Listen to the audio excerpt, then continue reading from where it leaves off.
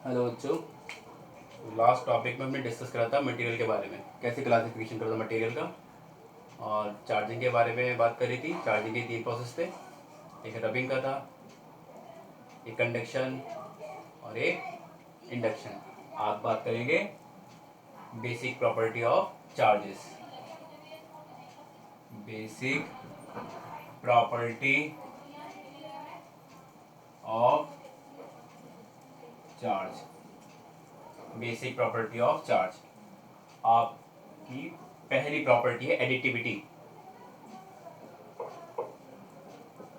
Additivity, जोड़ना, किसी charge को जोड़ना। Charge is a scalar quantity. Charge scalar quantity है तो चार्ज को एल्जेब्रिक की फॉर्म में ऐड कर देंगे। जैसे कोई बॉडी है, इस पर 2 coulomb charge, 2 coulomb charge, 2 coulomb charge, तो इस बॉडी पर नेट चार्ज कितना हुआ? नेट चार्ज कुल चार्ज कितना हुआ? इन्हें ऐड कर देंगे। 2 2 2 6 कूलम। इस पर नेट चार्ज कितना? 6 कूलम। एक एग्जांपल और देखते हैं।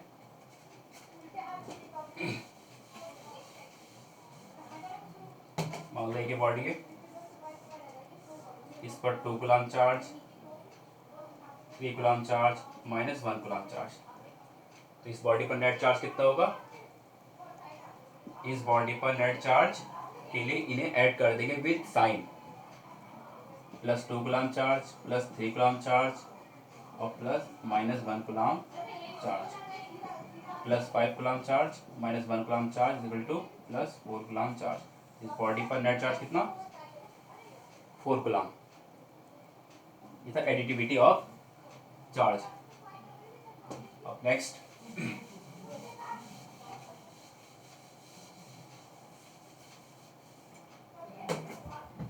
Next property, quantization of charge.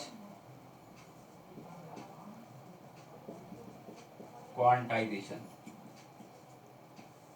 Quanta का मीनिंग होता है पैकेट के रूप में, छोटे छोटे बंडल के रूप में क्वांटा।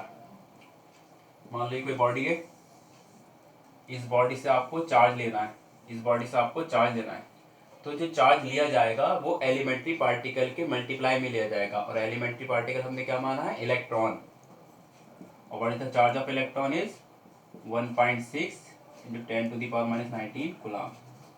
प्रोटॉन के लिए प्लस और इलेक्ट्रॉन के लिए माइनस। यहाँ से चार्ज निकालोगे, एक इलेक्ट्रॉन निकालोगे, कितना?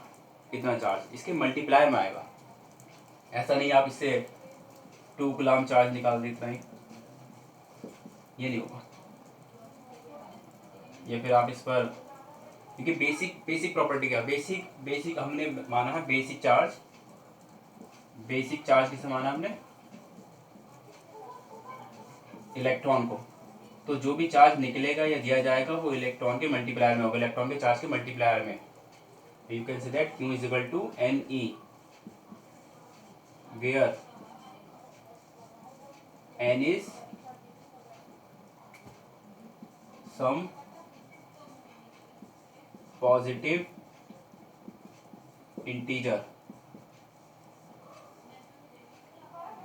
अगर मैं आपसे कहूँ इस बॉडी से आप 0.8 × 10⁻⁻19 कूलम चार्ज निकाल दीजिए, तो आप इतना ही निकाल सकते हैं, क्योंकि इलेक्ट्रॉन के चार्ज के मल्टीप्लायर के नहीं है, ये हाफ हो गया। इसमें आधा, 1.5, 3 इसकी फॉर्म में नहीं निकलेगा। चार्ज जो भी निकलेगा वो इलेक्ट्रॉन के चार्ज के मल्टीप्लायर में निकलेगा। आगे बात करते हैं नेक्स्ट प्रॉपर्टी।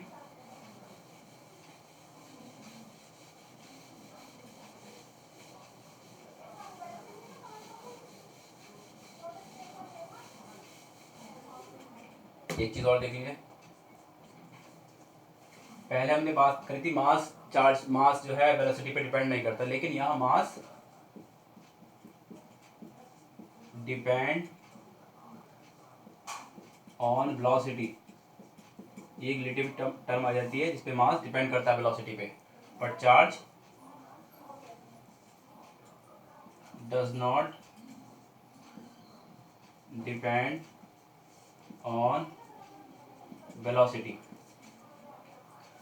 इसका मतलब क्या है, इस पेन को बहुत तेज से मूव कराओगे तो इसके मास में थोड़ा सा वेरी हो जाएगा। कैसे हो जाएगा, एक ये फॉर्मूला है,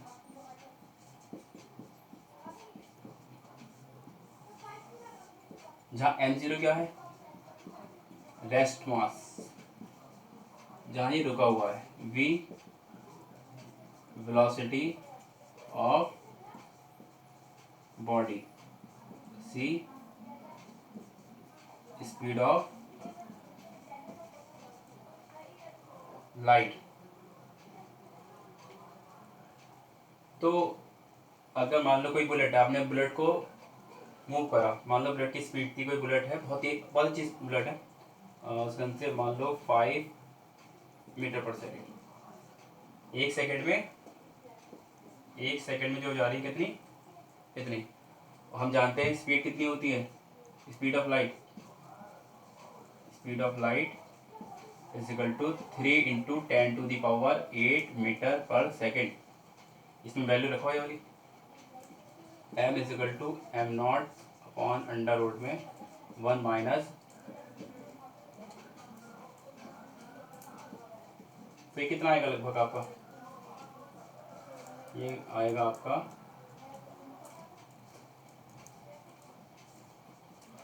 0.00005 समथिंग। तो लगभग कितना आ रहा है, ये लगभग कुछ नहीं आ रहा, इसके बराबर ही आ रहा। तो इसका मतलब क्या कि इतनी जो स्पीड है बुलेट की, इससे कुछ फर्क नहीं पड़ेगा उसके मास में। लेकिन अगर हम बात करते हैं किसी इलेक्ट्रॉन की, बिकॉज इलेक्ट्रॉन का जो मूवमेंट है वो काफ़ी तेज होता है, तो कहीं ना कहीं उसके मास में वेरी हो जाएगा। लेकिन charge does not depend on velocity. अगर यहाँ 2 कूलम चार्ज है, उसे कितनी तेज लेके भागो कहीं पर भी, वो बाद में भी 10 किलोमीटर 20 किलोमीटर 100 किलोमीटर बाद भी 2 कूलम चार्ज ही रहेगा। आगे बात करते हैं नेक्स्ट प्रॉपर्टी पर।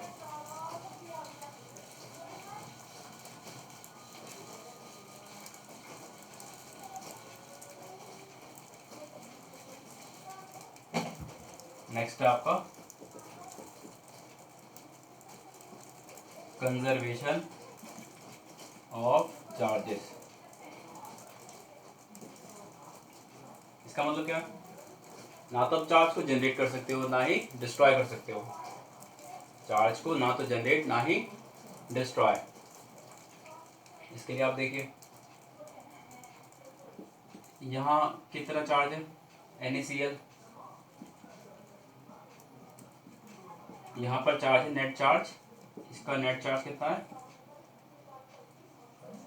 0, और यहाँ एक प्लस और एक माइनस, एक प्लस और एक ही माइनस, तो इसका भी नेट चार्ज कितना 0। पहले कितना था चार्ज 0 और बाद में कितना चार्ज वो भी 0। जैसे बोलते हैं कंजर्वेशन ऑफ चार्ज, जो चार्ज पहले था उसके बाद भी उतना ही चार्ज है। एक एग्जाम्पल और लेते हैं इसके लिए।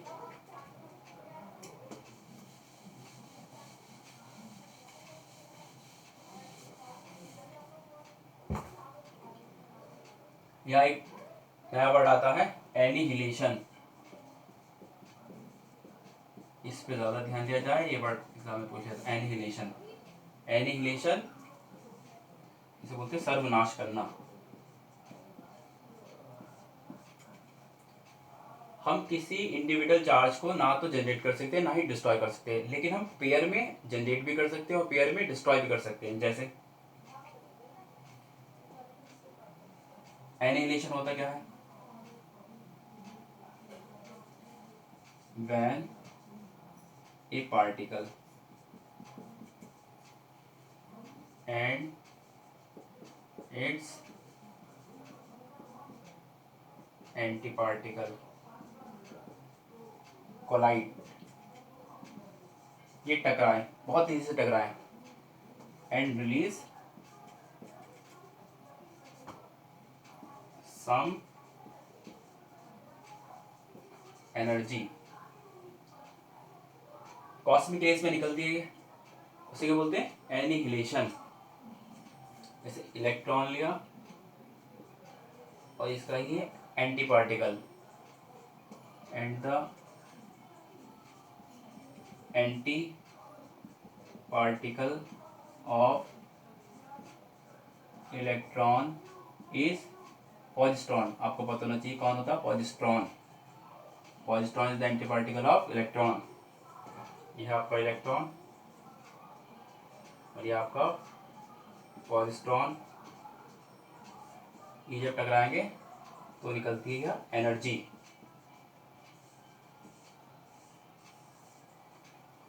जब हम दो, एक इलेक्ट्रॉन एक पॉजिट्रॉन एक पार्टिकल एक एंटी पार्टिकल को आपस में कोलाइड कराते तो क्या कहते हैं डिस्ट्रॉय, और क्या निकलती है एनर्जी रिलीज होती है। अगर हम इससे ये कर सकते हैं तो क्या हम इसका इससे रिवर्स भी कर सकते हैं? हाँ बिल्कुल पॉसिबल है। इसका एनर्जी का इलेक्ट्रॉन पॉजिट्रॉन बनाने को बोलते हैं पेयर प्रोडक्शन। वो भी देख लेते हैं, पेयर प्रोडक्शन।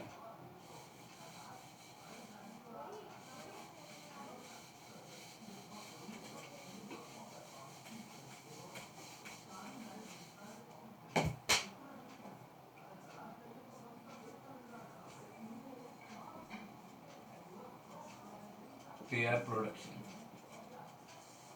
इसमें क्या होता, एक आपने मेटल लिया हैवी मेटल प्लेटिनम, उस पर एनर्जी डाली। जब प्लेटिनम पर एनर्जी होगी तो क्या होगा, एनर्जी डालेंगे तो ये एक इलेक्ट्रॉन और एक पॉजिट्रॉन जनरेट होगा। एक इलेक्ट्रॉन और एक पॉजिट्रॉन आपका जनरेट हो जाएगा, तो बोलते हैं पेयर प्रोडक्शन। ये चीज पेयर में ही तो जनरेट हो रही है और पेयर में ही डिस्ट्रॉय हो रही है, कोई अलग इंडिविजुअल नहीं हो रही। अलग अलग एक ही इलेक्ट्रॉन जनरेट हुआ, एक इलेक्ट्रॉन डिस्ट्रॉय हुआ। एक इलेक्ट्रॉन प्लस अगर माइनस वाला जनरेट हो रहा है तो साथ में उसका एंटी पार्टिकल प्लस वाला भी जनरेट हो रहा है। यहाँ बात करें नेट चार्ज जीरो, और यहाँ बात करें नेट चार्ज जीरो। ये थी some basic property of charge. अब बात करते हैं नेक्स्ट टॉपिक की। ये चलिए कल बाद में बात करेंगे इसके नेक्स्ट टॉपिक में, या कुछ न्यूमेरिकल देखेंगे और फिर चलेंगे गुलाम दा की ओर।